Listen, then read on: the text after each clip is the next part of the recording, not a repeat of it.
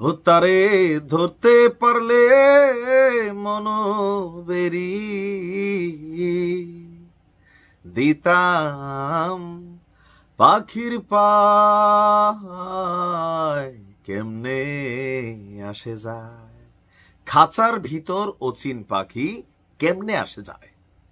আমাদের ফোক গানের এই গানটা নিয়ে এখন চিন্তা করতেছে ইসরায়েল, চিন্তা করতেছে আমেরিকা।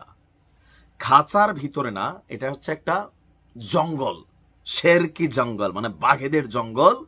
সেই জঙ্গলে বিমানটা আইসা কই জানি নাই হয়ে যায়, কেমনে কোথায় নাই হয়, কি ভৈরা ভৈরা পাঠায়, এ নিয়ে দেখা দিয়েছে ব্যাপক চাঞ্চল্য। দর্শক, ধন্যবাদ জানাচ্ছি ইরানকে একদম অন্তর থেকে।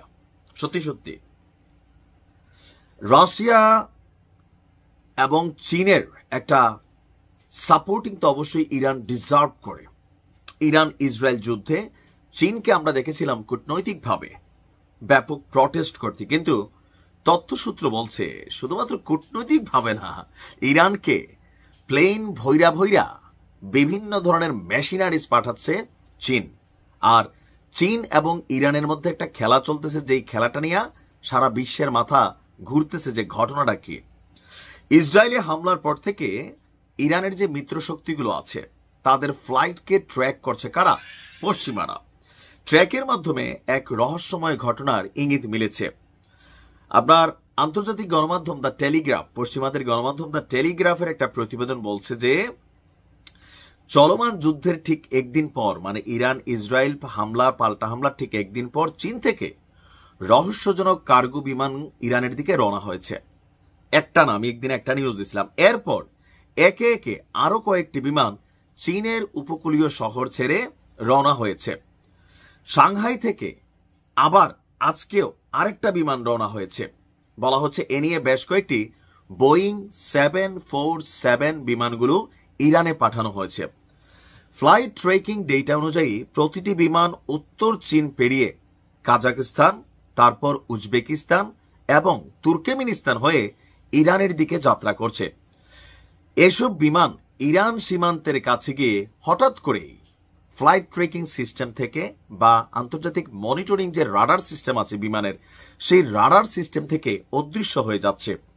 ফ্লাইট পরিকল্পনায় বিমানগুলোর গন্তব্য লুক্সেমবার্গে দেখানো হচ্ছে, কিন্তু বাস্তবে কোনো বিমানই ইউরোপের আকাশে যায়নি। মানে ইরানের ফ্লাইটটা চীনের ফ্লাইটটা দেখানো হচ্ছে কাজাকিস্তান, তুর্কমেনিস্তান এই অঞ্চলগুলো দিয়ে বিমানটা যাবে ইউরোপের লুক্সেমবার্গ বিমানবন্দরে, কিন্তু লুক্সেমবার্গ বিমানবন্দরে কোনো বিমান পড়ছে না। একের পর এক চীনের ফ্লাইটগুলো ইরানের কাছে গিয়ে অদৃশ্য হয়ে যাচ্ছে। আপনার এভিয়েশন বিশ্লেষকরা বলছেন, মানে যারা বিমান খাত নিয়ে কাজ করেন, এই বোয়িং 747 বিমানগুলো সাধারণত সামরিক সরঞ্জাম পরিবহনের জন্য ব্যবহৃত হয় এবং সরকারিভাবে চুক্তিবদ্ধ পরিবহনেও ব্যবহৃত হয়। চীনের পক্ষ থেকে ইরানকে সহায়তার প্রত্যাশা নিয়ে ইতিমধ্যেই ইসরায়েলের অভিযোগ ছিল গোপনে ইরানকে মেশিনারি সাপোর্ট দিচ্ছে চীন। আর এরপর পরই এই কার্গো ট্রান্সপোর্টগুলোর হঠাৎ করেই ইরান সীমান্তে গিয়ে অদৃশ্য হয়ে যাওয়া, ইরানকে গোপনে সামরিক সহায়তা দেওয়া হচ্ছে, এটাই দাবি করা হচ্ছে। ইসরায়েলের নিরাপত্তা গবেষণা সংস্থা INSS এর গবেষক তুভিয়া গেরিং সে বলছে চীনা সামরিক সরঞ্জাম ইরানে পৌঁছেছে কিনা তা নিশ্চিত নয়, তবে সম্ভাবনার 99 এটাই সামনে নিয়ে আসছে। এদিকে ফ্লাইট অপারেটর লুক্সেমবার্গ ভিত্তিক কার্গোলেক্স দাবি করছে তাদের ফ্লাইটগুলো ইরানি আকাশপথ ব্যবহার করেনি, এমনকি কোনো ফ্লাইট চীন থেকে তাদের এখানে এসে পৌঁছায়নি। প্রশ্ন হচ্ছে যাচ্ছে কোথায়? দেখেন, প্রযুক্তিতে চীনও তো সবার বাবা চাচা, তারা একটা লেভেলে খেলে, তো সেই লেভেলে চীনের এই সক্ষমতা আছে পশ্চিমাদের চোখে পট্টি পরানোর। আমরা বিশ্বাস করি চীন ইরানকে সহযোগিতা করছে। ইরানের সাহসের জায়গাটা দেখে অনেকটা আইডিয়া হচ্ছে যে ব্যাকআপ তো কেউ না কেউ দিচ্ছে। ধন্যবাদ চীনকে, ভালো থাকুন।